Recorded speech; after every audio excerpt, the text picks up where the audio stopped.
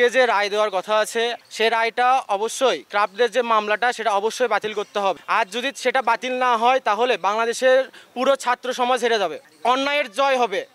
আর আমরা কখনো চাই না অন্যায়ের জয় হোক, আমরা চাই ন্যায়ের জয় হোক, আমরা চাই ছাত্র সমাজের জয় হোক। এছাড়াও আমরা চাচ্ছিলাম গত 13ই মে আমাদের যে দাবিগুলোর খসড়া যেটা প্রণয়ন করার কথা ছিল সেটা এখনও প্রণয়ন করা হয়নি। পরবর্তীতে তা অনেক সংযোজন বিয়োজন করা হয়েছে কিন্তু এখনও তা পেশ করা হয়নি। আমরা চাচ্ছি অতি দ্রুত যেন সেই খসড়াটা আমাদের কাছে প্রণয়ন করা হয় এবং এই রায়টা যেন বাতিল করা হয়, এটাই আমাদের দাবি আজকে।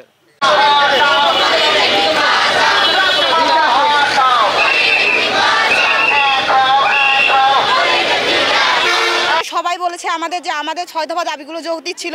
এ নিয়ে আপনারা জানেন 13ই মে খসড়া প্রেরণের একটা কথা ছিল, সচিব পক্ষ আমাদের একটা খসড়া দিয়েছে কিন্তু তার মধ্যে অনেক কিছু আমাদের মতের সাথে মিল হয়নি।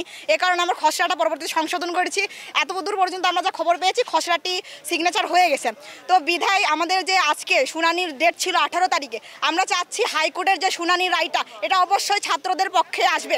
এর মধ্যে আপনারা দেখেছেন যে ছাত্রদের কোনো আন্দোলনই বিফলে যায়নি। তো আমরাও আশা করছি যে ছাত্রদের যে আমাদের যে আন্দোলন, আমাদের যে যৌক্তিক 6 দফা দাবির যে প্রথম দফাটির দাবি ছিল হাইকোর্টের যে অবৈধ নিয়োগ বিজ্ঞপ্তি হয়েছিল ফ্যাসিস্ট সরকার আমলে, আপনারা জানেন, তো সেটার রায় বাতিল হবে আশা করছি। আর শুনানির রায়টা আমাদের পক্ষে আসবে